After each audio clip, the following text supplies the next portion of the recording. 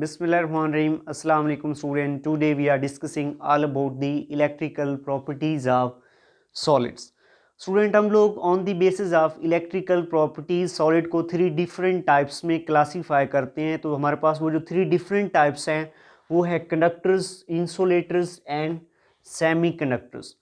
And we distinguish the insulator, conductors and semiconductor on the basis of conductivity. हम लोग student conductivity की बुनियाद पे कंडक्टर्स, इंसुलेटर और सेमी कंडक्टर को जो है ना वो अलहदा करते हैं, सेपरेट आउट करते हैं। ठीक है, तो हमारे पास कंडक्टिविटी से क्या मुराद है? The fundamental electrical property of a solid to conduct the electric current is called conductivity. किसी भी सॉलिड की फंडामेंटल प्रॉपर्टी, करंट को कंडक्ट करने की जो फंडामेंटल प्रॉपर्टी है स्टूडेंट, उसे हम लोग नाम देते हैं कंडक्टिविटी का। इसी बुनियाद पे हम लोग कंडक्टर, इंसुलेटर और सेमी कंडक्टर्स को डिफरेंशिएट्स करते हैं। आइए सबसे पहले हम लोग बात करते हैं कंडक्टर्स की। The conductors are that solids which conduct the electric current are said to be the conductors. ऐसे सॉलिड्स, ऐसा मटेरियल स्टूडेंट जो इलेक्ट्रिक करंट को कंडक्ट करेगा, उसे हम लोग नाम देंगे कंडक्टर्स का। इसकी अगर हम लोग एग्जांपल्स की बात करें, all metals are said to be a conductor. तमाम मेटल्स जो होती हैं स्टूडेंट वो बेस्ट कंडक्टर ऑफ इलेक्ट्रिसिटी या best conductor of electric current होती हैं। अगर हम लोग बात करें the range of a conductivity of a conductor, तो वो हमारे पास आ रहा है 10⁷ ohm per meter, that's a conductivity of a conductor. Next अगर हम लोग बात करें, second type of solid is a insulator. The solids which can not conduct the electricity और which can not conduct the electric current are said to be a insulators. ऐसे solids जो electric current को conduct नहीं करते उन्हें हम लोग नाम देते हैं इंसुलेटर्स का। अगर हम लोग इसकी एग्जांपल्स की बात करें तो वुड है, प्लास्टिक है, डायमंड है, एटस्ट्रा, इसकी बहुत ज़्यादा एग्जांपल्स हो सकती हैं। लेकिन अगर साथ ही हम लोग इसकी कंडक्टिविटी रेंज की बात करें, the conductivity range of insulator is in the order of 10⁻10 to 10⁻20 पर ओम पर मीटर। अगर हम लोग इंसुलेटर की कंडक्टिविटी की बात करें तो इनकी कंडक्टिविटी जो है ना स्टूडेंट वो 10⁻10 से 10⁻20 की रेंज के दरमियान में हो सकती है। सेकेंडली अगर हम लोग बात करें third type of solids, that are the semiconductors. The solid which may conduct or may not conduct the electricity are said to be semiconductors. ऐसे सॉलिड जिनकी इलेक्ट्रिक करंट को कंडक्ट करने की जो एबिलिटी होती है वो in between conductor और इंसुलेटर होती है, उन्हें हम लोग नाम दे सकते हैं सेमी कंडक्टर्स का। मीन ये इलेक्ट्रिक करंट को कंडक्ट कर भी सकते हैं, नहीं भी कर सकते। अगर हम लोग इनकी कंडक्टिविटी रेंज की बात करें स्टूडेंट, तो वो हमारे पास है 10⁻6 to 10⁻4 पर ओम पर मीटर की रेंज में ये आते हैं। और इनकी एग्जांपल्स की अगर हम लोग बात करें तो सिलिकॉन, जर्मेनियम, एटस्ट्रा, ये best examples of semi conductors हैं। जैसा कि स्टूडेंट हम लोग on the basis of conductivity solid को 3 डिफरेंट टाइप्स में डिफरेंशिएट्स कर चुके हैं, conductor, insulator and semi conductors. अगर हम लोग इन तीनों के लिए कंडक्टिविटी ऑर्डर्स की बात करें तो हमारे पास कंडक्टर के लिए कंडक्टिविटी ऑर्डर 10⁻7 की रेंज में आता है। In case of insulator 10⁻10 to 10⁻20 की रेंज में आता है। और सेमी कंडक्टर के लिए कंडक्टिविटी ऑर्डर जो है स्टूडेंट वो 10⁻6 to 10⁻4 की रेंज में आता है। अगर हम लोग बात करें electron theory of Bohr model, तो स्टूडेंट ये जो कंडक्टिविटीज में डिफरेंस है, ठीक है, कंडक्टर की कंडक्टिविटी बहुत ज़्यादा है, इंसुलेटर की बहुत कम है, और सेमी कंडक्टर की इन बिटवीन कंडक्टर और इंसुलेटर है। ये जो कंडक्टिविटी डिफरेंस है इसको एक्सप्लेन करने में the electron theory of Bohr model जो था वो कंप्लीटली तौर पे फेल हो गया। इसकी फुल एक्सप्लेनेशन जो थी वो हमें देता है energy band theory. Energy band theory ये एक्सप्लेन करती है कि कंडक्टर, इंसुलेटर और सेमी कंडक्टर्स में ये जो कंडक्टिविटी ऑर्डर्स हैं इनमें इतना डिफरेंस क्यों है। कंडक्टर अगर इलेक्ट्रिक करंट को कंडक्ट करते हैं तो उसकी क्या रीज़न है, सेमी कंडक्टर अगर इलेक्ट्रिक करंट को कंडक्ट कर सकते हैं या नहीं कर सकते, उसकी क्या लॉजिक्स हैं, और इंसुलेटर जो हैं स्टूडेंट वो इलेक्ट्रिक करंट को कंडक्ट क्यों नहीं करते, ये तमाम आंसर्स जो हैं ये हमें मिलते हैं एनर्जी बैंड थ्योरी के अंदर। Actually energy band theory is based on the wave mechanical model of electron. जो एनर्जी बैंड थ्योरी है स्टूडेंट, ये इसका जो बेस है ये बेस करता है on the wave nature of electron. Mean हम लोग इस थ्योरी में ये कंसीडर करते हैं कि इलेक्ट्रॉन के पास वेव नेचर है। अगर हम लोग बात करें स्टूडेंट एक आइसोलेटेड एटम की, in case of an isolated atom the electron revolving around a nucleus having a distinct or discrete energy levels। अगर एक आइसोलेटेड एटम की बात करें उसमें जो इलेक्ट्रॉन न्यूक्लियस के अराउंड रिवॉल्व कर रहे हैं स्टूडेंट, उनके पास कोई ना कोई स्पेसिफिक डिस्क्रीट या डेफिनेट आप बोल सकते हैं एनर्जी लेवल्स होंगे, एनर्जी की वैल्यूज होंगी। जैसे कि हम लोग यहाँ पे बात करें, ये हमारे पास एक आइसोलेटेड एटम है, यहाँ पे न्यूक्लियस है, ये फर्स्ट ऑर्बिट है। फर्स्ट ऑर्बिट में जो इलेक्ट्रॉन रिवॉल्व कर रहा है इसकी कोई ना कोई डेफिनेट एनर्जी लेवल होगा, कोई ना कोई एनर्जी होगी जिसको हम लोग रिप्रेजेंट करते हैं। सपोज कर लें E1 से। सेकेंडली सेकेंड ऑर्बिट है, यहाँ पे अगर ये सपोज कर लें इलेक्ट्रॉन रिवॉल्व कर रहा है around the nucleus in a second orbit, इसका कोई ना कोई डेफिनेट डिस्क्रीट एनर्जी लेवल होगा जिसको हम लोग रिप्रेजेंट करते हैं E2 से। और यहाँ पे थर्ड ऑर्बिट में यहाँ पे जो इलेक्ट्रॉन रिवॉल्व कर रहा है उसका भी कोई ना कोई सिमिलरली डिस्क्रीट एनर्जी लेवल होगा जिसको हम लोग रिप्रेजेंट करते हैं E3 से।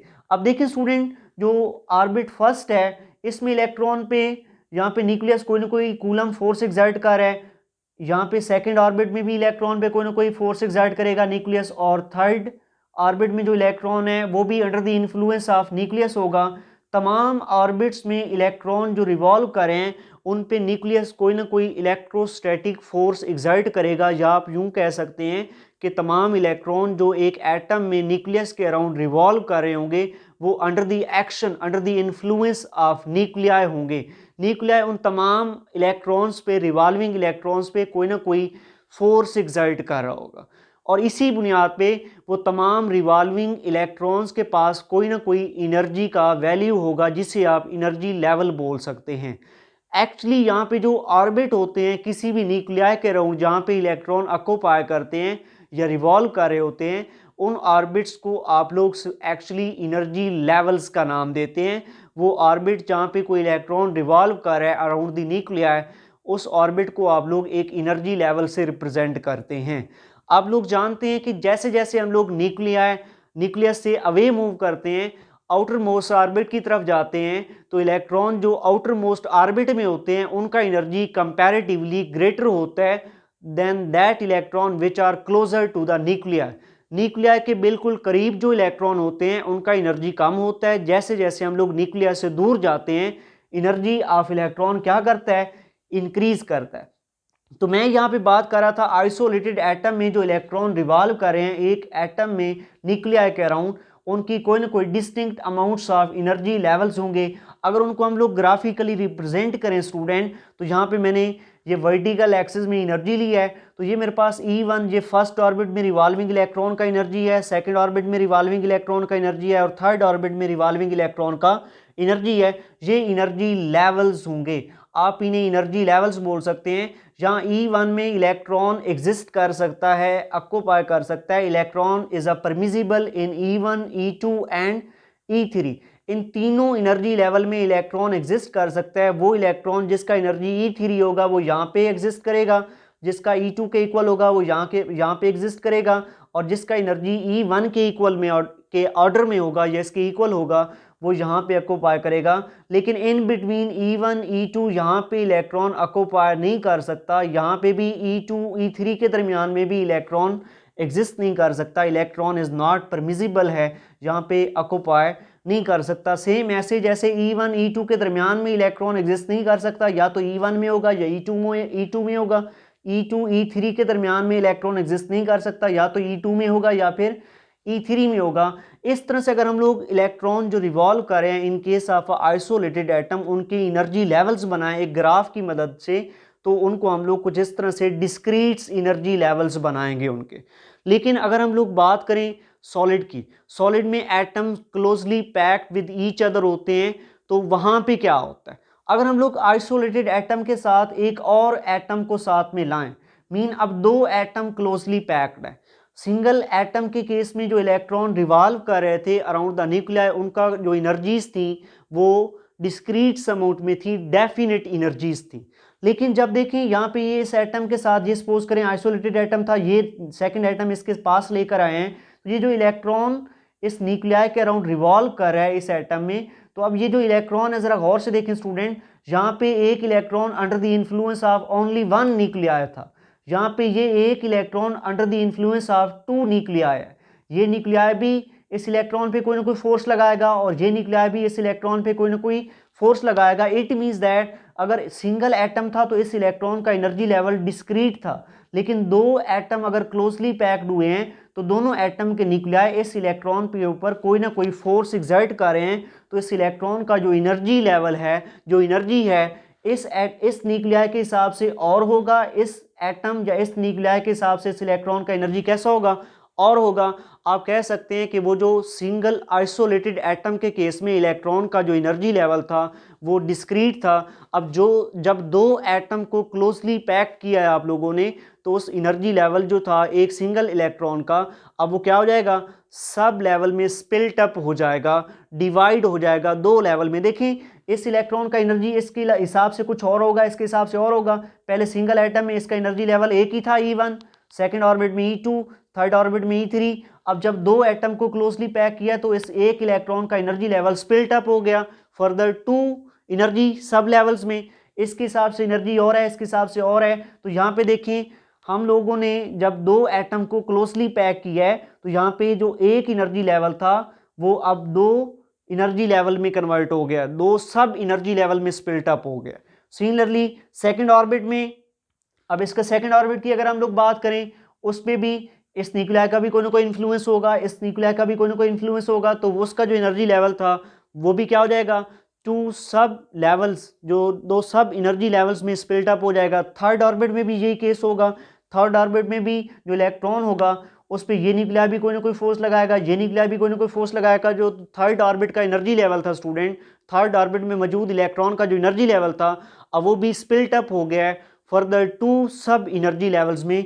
तो हमारे पास हर एनर्जी लेवल जो डिस्क्रीट अमाउंट रख रहा था जब एक सिंगल आइसोलेटेड एटम था, जब दो एटम को क्लोज एक दूसरे के करीब लेकर आए हैं, तो वो हर एनर्जी लेवल इलेक्ट्रॉन का स्प्लिट अप हो गया है, किस में, फर्दर टू सब लेवल्स में, फर्दर टू एनर्जी सब लेवल्स में स्प्लिट अप हो गया है।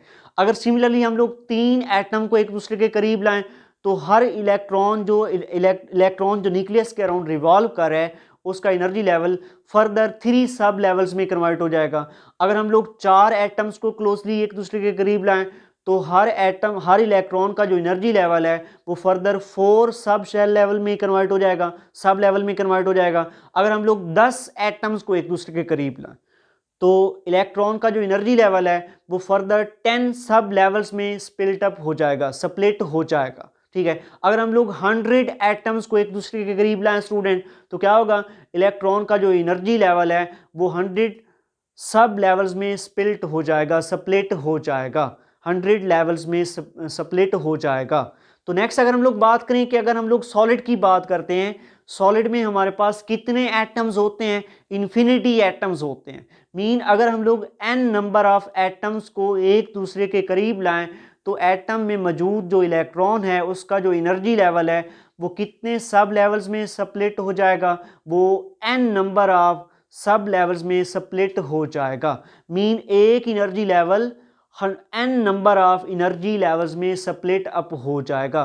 तो ये मैंने उसके लिए डायग्राम बनाई है जहाँ पे जो एक एनर्जी लेवल था वो n नंबर ऑफ, क्योंकि n नंबर ऑफ एटम्स को आप एक दूसरे के करीब लाए हैं तो वहाँ पे क्या होगा, n नंबर ऑफ सब एनर्जी लेवल्स बन जाएंगे। एक energy level n number of सब एनर्जी लेवल्स में स्प्लिट अप हो जाएगा। सिमिलरली सेकंड ऑर्बिट का जो इलेक्ट्रॉन होगा उसका एनर्जी भी कैसा होगा, n नंबर ऑफ सब एनर्जी लेवल्स में स्प्लिट अप हो जाएगा। जो थर्ड ऑर्बिट में यहाँ पे बात कर रहा था उसका एनर्जी लेवल के साथ क्या होगा, जब n इलेक्ट्रॉन्स को, जब n एटम्स को आप एक दूसरे के करीब लाएंगे तो उसका जो एनर्जी लेवल है वो भी n नंबर ऑफ सब एनर्जी लेवल्स में स्प्लिट अप हो जाएगा, स्प्लिट हो जाएगा। ठीक है, तो इस तरह से हम लोग बात करते हैं कि जब हम लोग सॉलिड में एटम्स को एक दूसरे के करीब लाते हैं तो एक डेफिनेट एनर्जी लेवल जो है वो फर्दर सब एनर्जी लेवल्स में स्प्लिट अप हो रहा है। तो यहाँ पे होगा क्या, अगर हम लोग बात करें इलेक्ट्रॉन जहाँ पे कहाँ पे परमिजिबल है, कहाँ पे एग्जिस्ट कर सकता है, इस सब लेवल में भी इलेक्ट्रॉन परमिजिबल होगा, इसमें भी परमिजिबल होगा, इसमें भी, इसमें भी, इसमें भी, इसमें भी, इन तमाम सब लेवल्स में इलेक्ट्रॉन कहीं भी ऑक्यूपाई कर सकता है।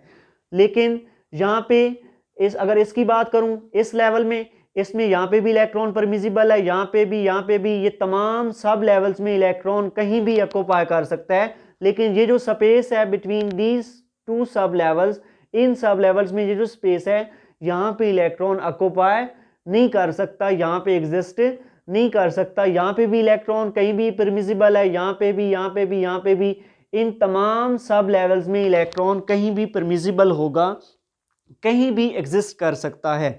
ये जो एनर्जी के सब लेवल स्प्लिट अप हुए हैं एक एनर्जी का level by closing the an number of atoms की वजह से एन सब लेवल्स में स्प्लिट अप हुआ है। ये तमाम जो सब लेवल्स हैं स्टूडेंट, इसकी प्रॉपर्टी ये होती है कि ये एक दूसरे के बिल्कुल करीब होते हैं और इनकी जो वैल्यूज़ होती हैं वो डिस्क्रीट्स होती हैं, मीन डिफरेंट होती हैं। इसकी एनर्जी कुछ और होगी, इसकी और होगी, इसकी और होगी, इसकी कोई और होगी। इसी वजह से इन एनर्जी लेवल्स, ये जो सब एनर्जी लेवल्स हैं स्टूडेंट, इनको हम लोग परमिजिबल एनर्जी लेवल्स का नाम देते हैं। परमिजिबल एनर्जी लेवल्स इन्हें तभी बोलते हैं क्योंकि यहाँ पे इलेक्ट्रॉन जो है वो परमिजिबल होता है, यहाँ पे एग्जिस्ट कर सकता है, यहाँ पे ऑक्यूपाई कर सकता है। अब यहाँ पे देखें, अगर मैं बात करूँ यहाँ से लेकर यहाँ तक इलेक्ट्रॉन कहीं भी परमिजिबल हो सकता है, कहीं भी एग्जिस्ट कर सकता है। यहाँ से लेकर यहाँ तक भी इलेक्ट्रॉन कहीं भी परमिजिबल हो सकता है, यहाँ पे एग्जिस्ट कर सकता है। यहाँ से लेकर यहाँ तक भी इलेक्ट्रॉन कहीं भी इन सब लेवल्स में क्या कर सकता है, परमिजिबल होता है और एग्जिस्ट कर सकता है। ये जो सब लेवल्स होते हैं, परमिजिबल सब लेवल्स होते हैं, एनर्जी लेवल्स होते हैं स्टूडेंट, ये एक दूसरे के क्लोजली पैक्ड होते हैं और इनकी जो वैल्यूज होती हैं वैसे तो वो डिस्क्रीट होती हैं, लेकिन जो एक दूसरे के इतने क्लोज होते हैं इनको हम लोग कॉन्टिन्यूस बैंड बोलते हैं कि इनमें इलेक्ट्रॉन कहीं भी एग्जिस्ट कर सकता है, यहाँ से लेकर यहाँ तक। ये मैं दोबारा रिपीट कर देता हूँ, ये जो एनर्जी सब लेवल्स होते हैं, परमिजिबल एनर्जी स्टेट्स होती हैं, एनर्जी लेवल्स होते हैं स्टूडेंट, ये इतने क्लोजली पैक्ड होते हैं।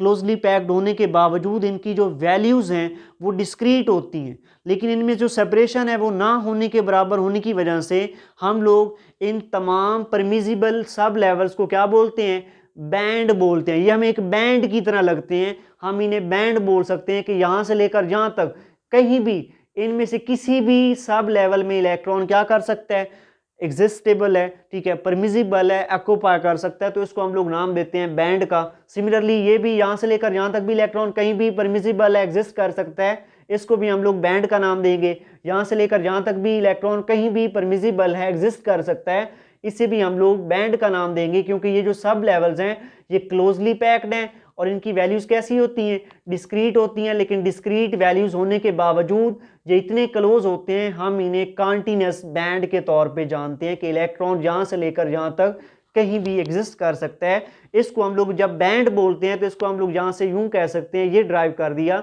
यहाँ पे मैंने एक बॉक्स से इनको रिप्रेजेंट कर दिया है। ये एक बैंड हो गया, ये सेकेंड बैंड हो गया और ये थर्ड बैंड हो गया।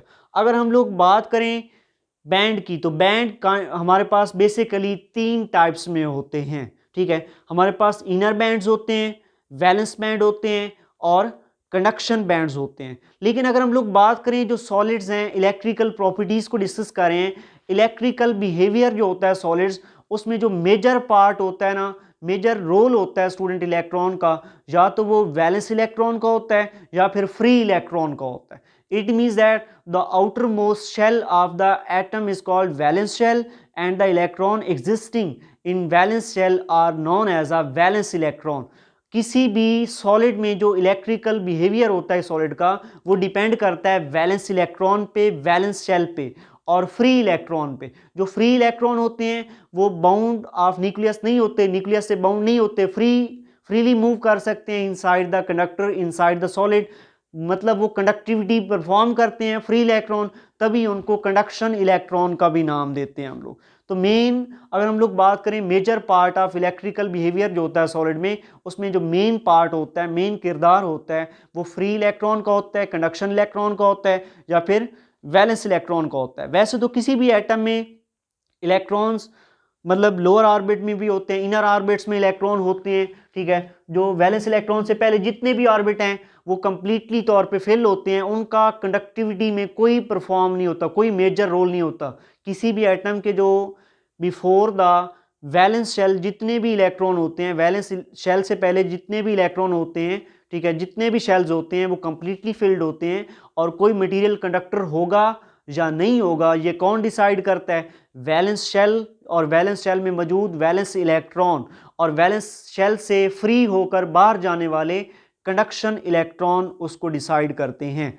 तो यहाँ पे अगर हम लोग बात करें इसी को बेस बनाते हुए हम लोग कहेंगे कि जो कंडक्शन है या जो कंडक्टिविटी है वो उसका मेजर पार्ट कौन अदा करता है? वो वैलेंस शेल करता है, और वैलेंस शेल में मौजूद वैलेंस इलेक्ट्रॉन परफॉर्म करते हैं, और फ्री इलेक्ट्रॉन या जिन्हें आप लोग कह सकते हैं, जिसे आप लोग कंडक्शन इलेक्ट्रॉन का नाम दे सकते हैं, वो परफॉर्म करते हैं। तो इसी को बेस बनाते हुए यहाँ पे 3 तरह की हमारे पास टाइप्स हैं। इनर बैंड मीन वो तमाम shell, inner band the band which occupies the inner electrons, वो बैंड जिसमें इनर इलेक्ट्रॉन्स आएंगे। Inner electrons mean valence shell से पहले जितने भी हमारे पास शेल होंगे एटम के अंदर, ऑर्बिट्स होंगे, उनमें जो इलेक्ट्रॉन होंगे उनका कंडक्टिविटी में कोई पार्ट नहीं होता, उनका कंडक्टिविटी में कोई मेजर रोल नहीं होता।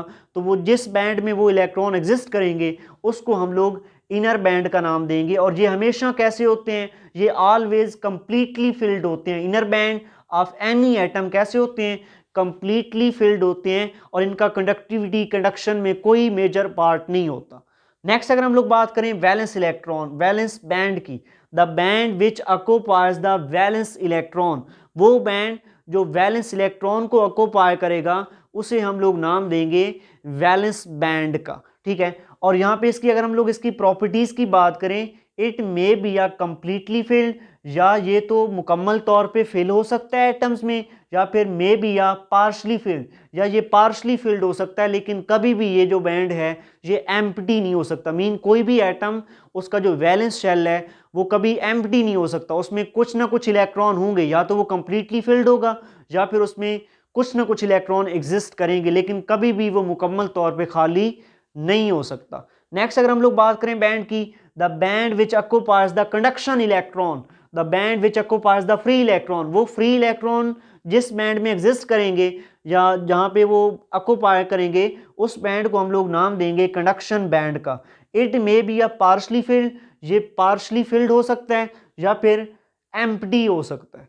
एम्प्टी हो सकता है मीन अगर वैलेंस बैंड जो है ना, वैलेंस शेल जो है किसी एटम का कंप्लीटली तौर पे फिल्ड है, तो उस केस में कंडक्शन बैंड जो है वो एम्प्टी होगा। और अगर वैलेंस शेल जो है वो पार्शली फिल्ड है तो कंडक्शन बैंड में भी कुछ ना कुछ इलेक्ट्रॉन होंगे, कुछ ना कुछ इलेक्ट्रॉन फ्री होंगे, वो कंडक्शन बैंड में आएंगे, उन्हें आप तो उस केस में आप इसे बोल सकते हैं ये पार्शली फिल्ड हो सकता है। तो ये कभी कंप्लीटली फिल नहीं हो सकता, ये पार्शली या एम्प्टी हो सकता है। नेक्स्ट अगर हम लोग बात करें, यहाँ पे मैंने लिखा हुआ है फॉरबिडन एनर्जी गैप। मैं यहाँ पे बोल रहा था इलेक्ट्रॉन यहाँ से लेकर यहाँ तक परमिजिबल है, कहीं भी एग्जिस्ट कर सकता है इन सब एनर्जी लेवल्स में, यहाँ से लेकर यहाँ तक, लेकिन यहाँ पे इलेक्ट्रॉन परमिजिबल नहीं है। यहाँ पे इलेक्ट्रॉन यहाँ से लेकर यहाँ तक परमिजिबल है, कहीं भी किसी सब शेल लेवल में एग्जिस्ट कर सकता है, लेकिन यहाँ पे इलेक्ट्रॉन परमिजिबल नहीं है, यहाँ पे एग्जिस्ट नहीं कर सकता। दो बैंड के दरमियान में वो रीजन जहाँ पे इलेक्ट्रॉन परमिजिबल नहीं होगा या जहाँ पे इलेक्ट्रॉन एग्जिस्ट नहीं कर सकता, आप उसे बोलते हैं फॉरबिडन एनर्जी गैप। मीन ये एक बैंड है, ये बैंड है और ये बैंड है, इन दो ये बैंड और ये बैंड में ये जो रीजन है यहाँ पे इलेक्ट्रॉन नहीं हो सकता, या तो इलेक्ट्रॉन इधर होगा या इधर होगा या इधर होगा। ये जो रीजन है यहाँ पे इलेक्ट्रॉन नहीं हो सकता, this is a forbidden energy gap. या इलेक्ट्रॉन जहाँ होगा यहाँ होगा, ये लेकिन जहाँ इस रीजन में इलेक्ट्रॉन नहीं होगा, ये क्या है?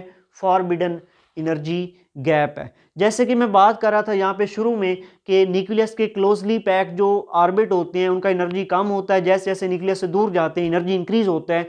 इट मीन्स दैट जो फर्स्ट हमारे पास बैंड होता है वो इनर बैंड होता है, और यहाँ पे इसको अगर हम लोग बात करें, इसको मैं यहाँ पे रिप्रेजेंट करता हूँ आई बी से, इनर बैंड है सपोज कर लें, और ये हमेशा फिल होगा, कंप्लीटली फिल होगा। नेक्स्ट अगर हम लोग बात करें, इसके बाद इनर बैंड के बाद कौन सा बैंड आता है, वो वैलेंस बैंड आता है। वैलेंस बैंड यहाँ पे आएगा, सेकेंडली वैलेंस बैंड आएगा। वैलेंस बैंड वैलेंस बैंड वो बैंड है जिसमें वैलेंस इलेक्ट्रॉन ऑक्यूपाई करेंगे, वैलेंस ऑर्बिट वाला जो सारा ऑर्बिट है उसको आप लोग वैलेंस बैंड बोल सकते हैं।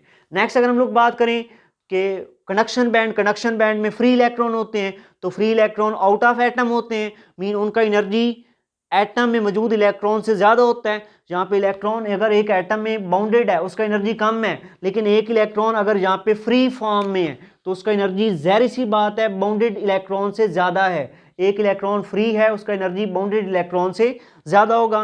जो कंडक्शन बैंड है ये लास्ट पे होता है, इसको सी बी बोलते हैं, और कंडक्शन बैंड का एनर्जी सबसे ज़्यादा होता है। अगर हम लोग ये ऑर्डर फॉलो करें वर्टिकली अपवर्ड एनर्जी इंक्रीज हो रहा है, सबसे ज़्यादा एनर्जी किसका होता है, कंडक्शन बैंड का, फिर वैलेंस बैंड का, उसके बाद इनर बैंड का। इसी को बेस बनाते हुए हम लोग अब डिफाइन करेंगे इंसुलेटर, कंडक्टर्स एंड सेमीकंडक्टर। जैसे कि आप लोग जानते हैं according to the definition of the conductor, conductor की डेफिनेशन आप लोगों ने पढ़ी है, the material which does not conduct the electricity, जो इलेक्ट्रिसिटी को कंडक्ट नहीं करेगा उसे इंसुलेटर बोलेंगे। लेकिन in term of energy band theory में आप लोग क्या पढ़ेंगे, इंसुलेटर का जो डेफिनेशन है वो ये है, in case of insulator the conduction band is a fully empty. जो कंडक्शन बैंड है मुकम्मल तौर पे खाली होगा, यहाँ पे कोई इलेक्ट्रॉन नहीं होता। कि हमारे पास जो इंसुलेटर होते हैं उसमें फ्री इलेक्ट्रॉन नहीं होते, और फ्री इलेक्ट्रॉन नहीं होते तो उसका जो कंडक्शन बैंड है वो एम्प्टी होता है, तभी वो इलेक्ट्रिक करंट को कंडक्ट नहीं करते। Secondly according to the definition of a insulator, on the basis of our energy band theory, the insulator are those material in which the conduction band is a empty and valence band is a completely filled।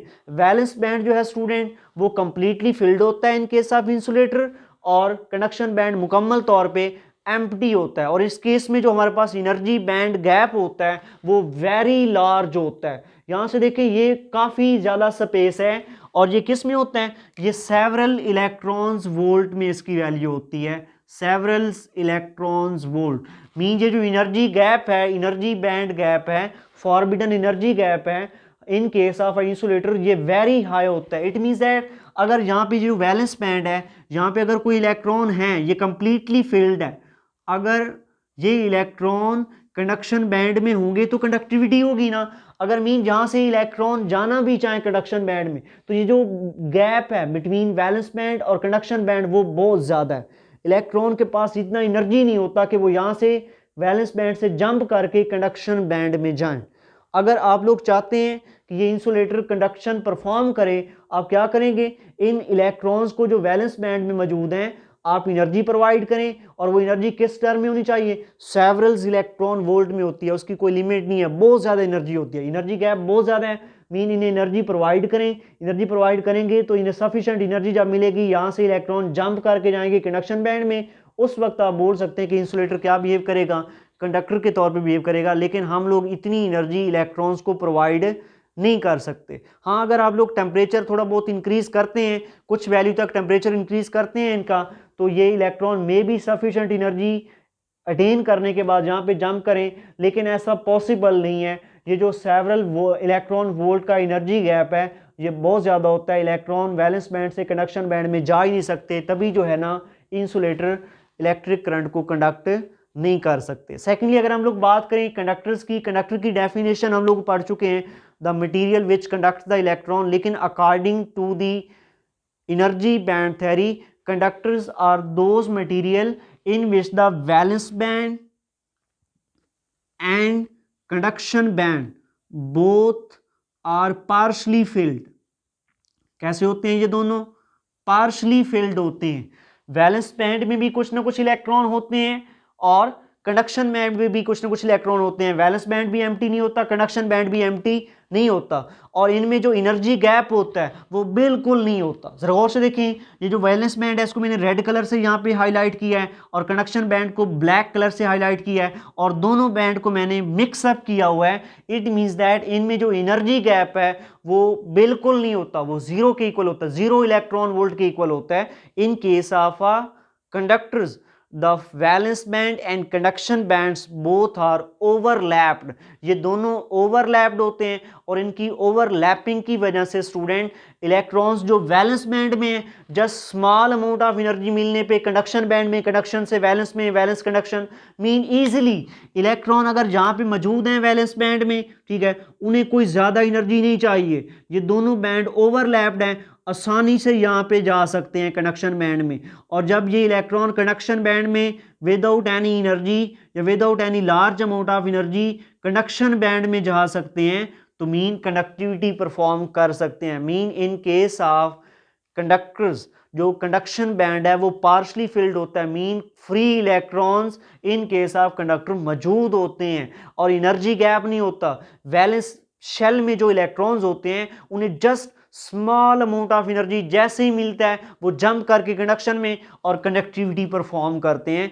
ये हमारे पास conductors का definition होगा। In case of conductor according to the energy band theory the valence and conduction bands both are overlapped and there is a zero energy band gap between conduction band and valence band. कोई energy gap नहीं होता, overlapped होते हैं दोनों, ठीक है। और electron easily from conduction to valence and valence to conduction freely move कर सकते हैं। यही वजह है कि ये जो कंडक्टर्स होते हैं इसमें कंडक्शन बैंड फिल होने की वजह से, इलेक्ट्रॉन्स होने की वजह से इलेक्ट्रिसिटी को क्या करते हैं, कंडक्ट कर सकते हैं। लेकिन अगर हम लोग इस केस में टेम्परेचर बढ़ाते हैं स्टूडेंट, अगर हम लोग कंडक्टर का टेम्परेचर बढ़ाते हैं या टेम्परेचर बढ़ाएं, वैलेंस बैंड में जो मौजूद इलेक्ट्रॉन है वो यहाँ से जंप करके कंडक्शन में तो जाएंगे, लेकिन उसमें केस में होगा क्या, अगर हम लोग टेम्परेचर बढ़ाएं जो इलेक्ट्रॉन्स हैं कंडक्शन और वैलेंस बैंड में ओवरलैप्ड हैं, ठीक है, फ्रीली मूव कर सकते हैं। तो आप लोग जानते हैं टेम्परेचर को बढ़ाने से vibrational motion of atoms increase होती हैं। Vibrational motion of atom increase होने की वजह से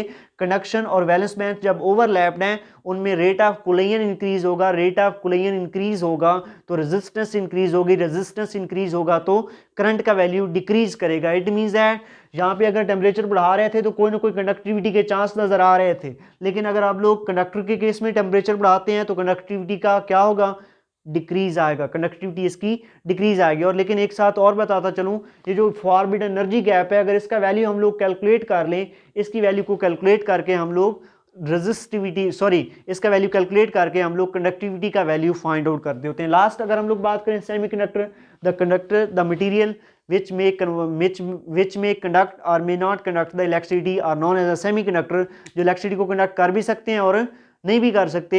अगर हम लोग बात करें at 0 Celsius student, at 0 Celsius अगर हम लोग बात करें स्टूडेंट, जो हमारे पास अगर हम लोग बात करें 0 केल्विन, 0 केल्विन की मैं बात करता हूं। अगर हम लोग बात करें 0 केल्विन स्टूडेंट तो हमारे पास ये जो सेमीकंडक्टर्स होते हैं ये प्योर इंसुलेटर होते हैं, ये प्योर इंसुलेटर के तौर पे बिहेव करते हैं। उसकी रीजन क्या है, at a 0 Kelvin at absolute temperature आप कह सकते हैं जो कंडक्शन बैंड है वो फुली एम्प्टी होता है और जो वैलेंस बैंड है वो कंप्लीटली फिल्ड होता है at a 0 kelvin in case of a semiconductor. लेकिन अगर हम लोग बात करें एट अ रूम टेम्परेचर, जैसे हम लोग टेम्परेचर को बढ़ाते हैं, ठीक है, तो यहाँ पे हमें क्या देखने को मिलता है, कंडक्शन बैंड भी पार्शली फिल्ड हो जाता है और वैलेंस बैंड भी पार्शली फिल्ड हो जाता है। तो यहाँ पे हमें सेमीकंडक्टर जो है उनमें कंडक्टिविटी का जो बिहेवियर है वो देखने को मिलता है। मीन यहाँ पे जैसे हम लोग रूम टेम्परेचर की बात करते हैं तो सेमीकंडक्टर कंडक्टर होंगे और 0 केल्विन एब्सोल्यूट टेम्परेचर पे ये कैसा बिहेव करेंगे, इंसुलेटर, और वहाँ पे क्या होगा, कंडक्शन बैंड एम्प्टी और valence band completely filled, but at room temperature conduction band भी पार्शली फिल्ड और वैलेंस बैंड भी पार्शली फिल्ड, और जो इनके दरमियान में बिटवीन गैप होता है, forbidden energy gap between valence band and conduction band, वो वेरी स्मॉल होता है और इसकी जो वैल्यू होती है वो in the range of just only 1 electron volt होता है। मीन जैसे इलेक्ट्रॉन को थोड़ा सा अमाउंट ऑफ एनर्जी मिलता है in order of 1 electron volt मिलता है। यहाँ पे जो इलेक्ट्रॉन है स्टूडेंट, यहाँ पे अगर हम लोग बात करें इलेक्ट्रॉन है वैलेंस बैंड के अंदर, तो अगर इन्हें थोड़ा सा अमाउंट ऑफ एनर्जी मिलता है in order of 1 electron volt, क्योंकि एनर्जी गैप जो है वो 1 इलेक्ट्रॉन वोल्ट के इक्वल है, तो ये इलेक्ट्रॉन यहाँ से जंप करके चले जाते हैं कंडक्शन बैंड में। और जब ये इलेक्ट्रॉन यहाँ से जंप करके जाते हैं स्टूडेंट कंडक्शन बैंड में, इलेक्ट्रॉन जहाँ पे आ गए तो पीछे वो क्या छोड़ते हैं, वैकेंसीज ऑफ इलेक्ट्रॉन क्रिएट होती हैं। ये जो वैकेंसीज ऑफ इलेक्ट्रॉन्स होती हैं स्टूडेंट, इन्हें हम लोग नाम देते हैं होल्स का, और ये जो होल्स होते हैं इन्हीं को हम लोग पॉजिटिव चार्जेस का नाम देते हैं, और कंडक्टिविटी प्रोसेस में ये पॉजिटिव चार्जेस के तौर पे बिहेव करते हैं ये जो होल्स होते हैं, और ये कंडक्शन परफॉर्म करवाते हैं।